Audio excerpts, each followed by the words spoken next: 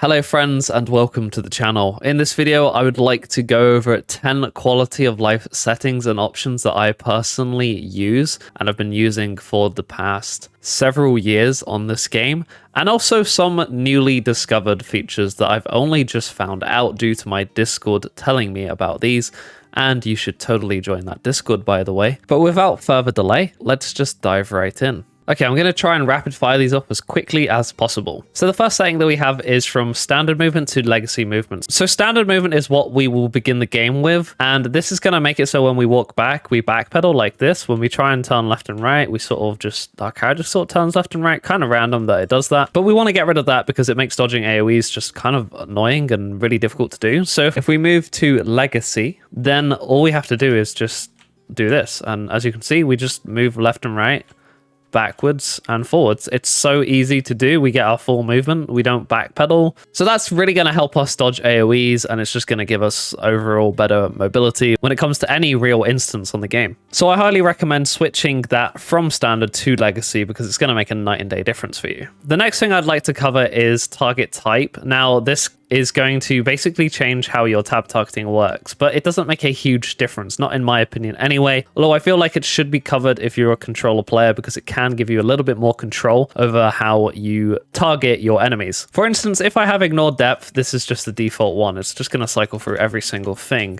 If I had cone low, it's going to then prioritize the mobs in a cone in front of me and then work from there, if that makes sense. So these two are the priority, as you can see, and they're the first two that come in the tab. So if I click off, again, first two that come in the tab. This is a cone in your camera angle, not where your character is facing, by the way. So just keep that in mind. It just gives you control over your camera angle to the enemies that you want to target first. For instance, I want to target those two first, right? So I just do that. Easy. If I want to target those two first, I just do that, and then eventually it will go to this one, but it gives me priority over these two targets. It gives you more flexibility over the targets that you're picking when it comes to tab targeting. So if you're a controller player, this might be helpful to you because you don't have the option to click on enemies. The next thing I'd like to go over is ground targeting abilities. For instance, Shikuchi, if I was to put this really far away, it won't let me do that. It's too far away, basically. So we can trivialize this by going into options here, character configuration, and limit ring movement to targeting range. So now, for instance, if I wanted to go really far away, you see it doesn't let me. It doesn't let me. It physically won't let me,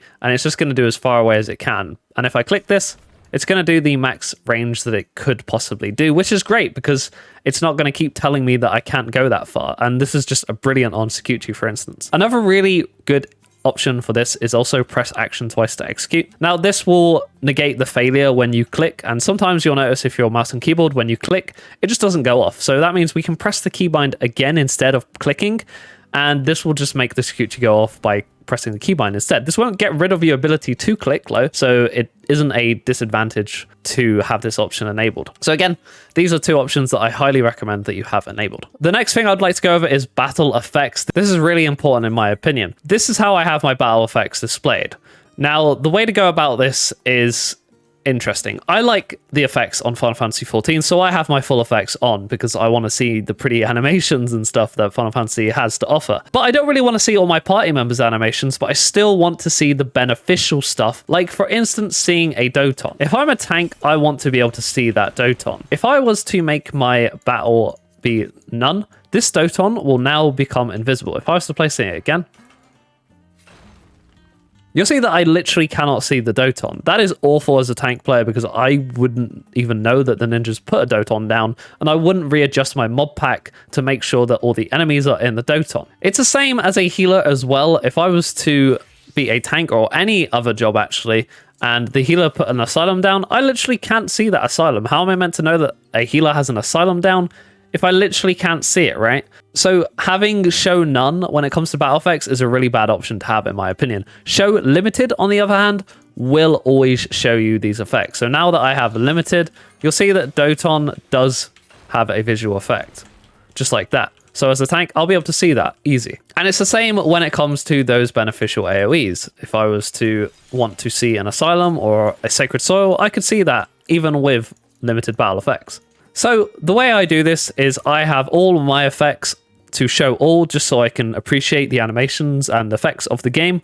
And then when it comes to my party members, I have show limited, just so I can see their beneficial AoEs, like the Doton, so I can put all my mobs in a Doton as a tank. And when I'm playing any other job, so I can see the beneficial ground targeting stuff from healers as well. Another one I recently discovered, which I find really, really interesting and really good, is actually when you click on a target and you accidentally click off. I do this all the time. Now, there are two ways about this. There are just trying to get used to not using your left click to click, but instead using your right click to click. This way, when you use your right click to like move your camera, it's not ever going to untarget this. If I was to use my left click though, as you can see, it untargets it, which kind of sucks. I don't really want that.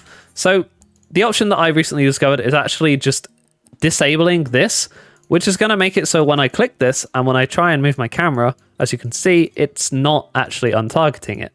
And I'm not trying to auto attack it either. So in my opinion, this is a really good option to have if you do catch yourself left clicking to move the camera. If you use right click to move your camera, then that's absolutely fine. You won't really have this issue. But if you're like me, you use left click to move your camera, then it can come in real handy, because it's just going to help you not accidentally untarget the enemy, which can risk you losing auto attacks, and it can also risk you losing GCDs if you don't realize that you've actually untargeted the enemy. The next option I'd like to go over is showing the target's HP percentage. So for instance, if I was to hit this dummy, I can't see the percentage of this dummy at all, but I can see that its health is clearly going down. If I was to go to character configuration here, UI settings, go to HUD, go all the way down, it's nicely hidden here, display target's remaining HP percentage, and now if I was to look at the dummy, you can see that I can see a percentage. This is really, really helpful when it comes to knowing a boss's push percentage, because it's going to give you a clear indication of when you're going to push a boss. For instance, in P4S, the boss at the beginning of the fight needs to be pushed to 49%. Having the percentage show gives you a clear indication of how far you are to pushing the boss, and you know, it can kind of give you a indication if you need to really push your damage. I mean, you're going to be pushing your damage anyway, but like maybe you didn't want to use 2 pots in that encounter because you just want to go for the clear and you don't really want to use 2 pots for some reason, and you see that you're pretty far away from the DPS check, then you can then be like, okay, we're not going to make this unless we use potions. And you can kind of make that decision because you can see the percentage of the boss and how far away you are. So this can come in real handy for that kind of situation as well. So it's just good to have in general, and it's a huge quality of life. So I do recommend switching this on. Next, we have a little thing that can come in handy, but personally I don't use it, is defining your party list role order. So as you can see, this is going to change depending on what role you play. For instance, if I was to play tank, then I would always have the other tank below me, and then the healers, and then the DPS. If I was to play healer, it would be the same, but I could actually change this to healer, tank, and then DPS. That way my co-healer will always be below me on the party list instead. I can do the same thing as a DPS as well. If I was to click and play a DPS, then my co-DPS would be below me on the party list, and then it would be tanks, and then it would be healers. This can come in real handy for just being easy on the brain. Personally, I don't have a use for it because I'm such a tank main that I'm so used to seeing the options look like this, but that's just a little thing that you can change if that'll help you and make it easier on your brain. Another thing I'd like to go over is changing the color of yourself, your party members, and the enemies when you target them. For instance, if I was to go to character configuration here and display name settings, you can see that you can actually change the color of this. So this is my color. So I'll move that over there, and you can see that I could change the color of myself to this awful blue color. That would really distinguish myself from my other party members when it comes to a raid or trial instance or anything like that. And it'll make it easier to identify when a mechanic is targeting me, because I can quite clearly see that it is above my name, for instance. But you can also change this for your party members as well. So companions, as you can see, that's going to change the color of my chocobo. You also have pets, which is going to change the color of stuff like carbuncles. And then you have others, which is party members. So you can change the color of your party members as well, which can come in real handy. And then there's some other things like alliance members and NPCs and all that kind of stuff. So just play around with this and try and give yourself some good colors that you can distinguish party members, yourself, and other things. You can also do this with enemies as well. For instance, when you see that I target an enemy and attack it, it gives it a blue highlight. Defaultly, it's like this red, I think. I can't remember, but I like to have this blue because, you know, I'm a big fan of blue. So I have everything blue. Don't ask me why. But you can change this however you want, and it can make just visual clarity a bit easier to see when you're actually targeting something and stuff like that. Now, my last option, and honestly a personal favorite of mine, is changing pet sizes. So Pet sizes on Summoner can be really distracting, and I personally like to have my pet sizes be as small as possible. The way to change this is actually through a chat command, and you'll see the chat right now. It's pet size all small, pet size all large, or pet size all medium. As I've said, I personally like to have my pet sizes all be small, and this is going to change the size of Bahamut, Garuda, Ifrit, Titan, and even Phoenix. Now I'm going to show you Garuda really small, and she's going to be absolutely tiny. As you can see, she's pretty much the same size as the Eggy. Now I'm going to change my pet size to medium, and I'm going to summon Ifrit, and you're going to see this is actually the default.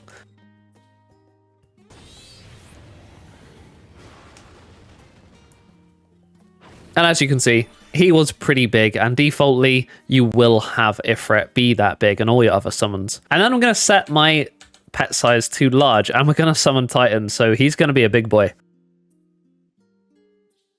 And as you can see, he's almost as big as the actual Primal in the trial. That is huge. So personally, I would not want that if I wasn't the summoner. And even if I was the summoner, I really wouldn't want that. So what I do is I change to small, and I keep it small so I don't get that kind of distraction. But the ability to change the pet size to any size that you want is there. So if you like your pets being really big, or if you don't mind the default medium, or if you want to keep them small and less distracting, then that is completely down to you. It isn't going to affect any other player and how they see your pets. This is personally how you see pets on your client. So if you set your pets to small, it's not going to make summoners on their side have their pets be small. They can still have them as big as possible, so don't worry about that. This is completely in your control. And that, my friends, will just about finish up the video. Do keep in mind that these are just my personal favorite quality of life features. And if you think I missed any that you find really good and important to you, then please do leave them in the comments below. I'd love to hear them, and maybe even I could learn something new, because I have actually learned a few of these features in the past few days. The next video, we will go over some UI elements as well, just changing the HUD up a bit and just tidying up the visual clarity on our HUD as well. And I think that could also prove really helpful to you. And that is a video you can expect next. So please do look forward to it. If you enjoyed this one, make sure to give it a thumbs up. If you haven't subscribed yet, I'd really appreciate your subscribe. It would go a long way to the channel and myself. Again, there are some socials in the description below if you'd like to check any of them out. Really going to personally highlight my Discord. I would love to have you in the Discord. So if you do have a Discord account, make sure to join the Discord. That would be great. And I'll see you in the next one. But until then, take it easy, stay safe. We out. Goodbye.